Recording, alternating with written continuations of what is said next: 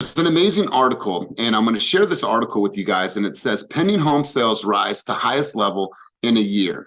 And why this is super, super important is that you have to look at this report, and it goes right here.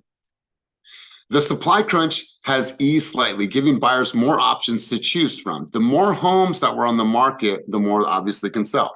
New listings in October were comparable with September's level, which was the highest in 6 months on a seasonally adjusted basis. They fell 4.5 from the year earlier, but that's the smallest decline since the summer of 2022.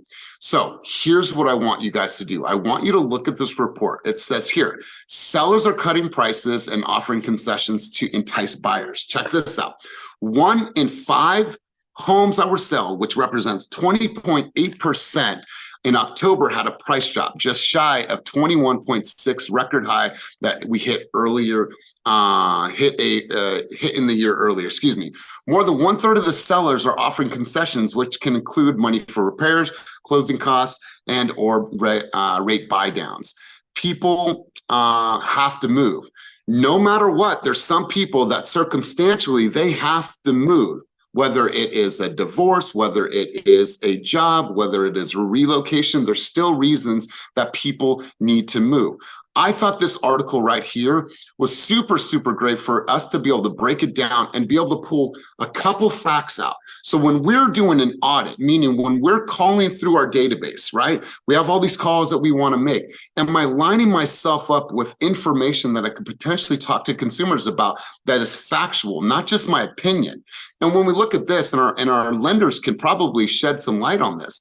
So here's some projections of where interest rates are going over the next couple months. And obviously I am not an expert on this, but you can see here that it's projected for interest rates to be around 7.1 Q1 of 2024, 6.6 in Q2, 6.3 in Q3, and 6.1 in Q4. Now, obviously things change, but it gives you an opportunity to speak to all those sellers, to speak to those buyers that may be on the fence about interest rates or wanting a way to see when the markets change.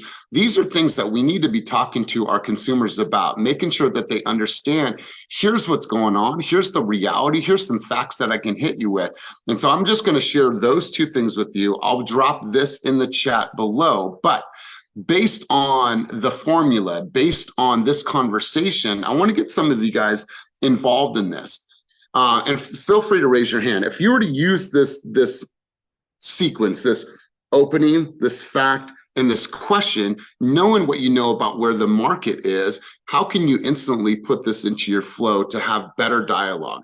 Because here's what I want you to do. I want you to look at the list of people that you're going to call today, Friday, Black Friday. Like, all right, I want to audit these calls. I don't want to just call to check in with Ryan Fong. Hey, just checking in. How was Thanksgiving? It's okay. No, I have some facts about the market. Based on those facts, how does that impact you as a buyer, right? Or how does that impact you as a seller? So it's material facts about the market. So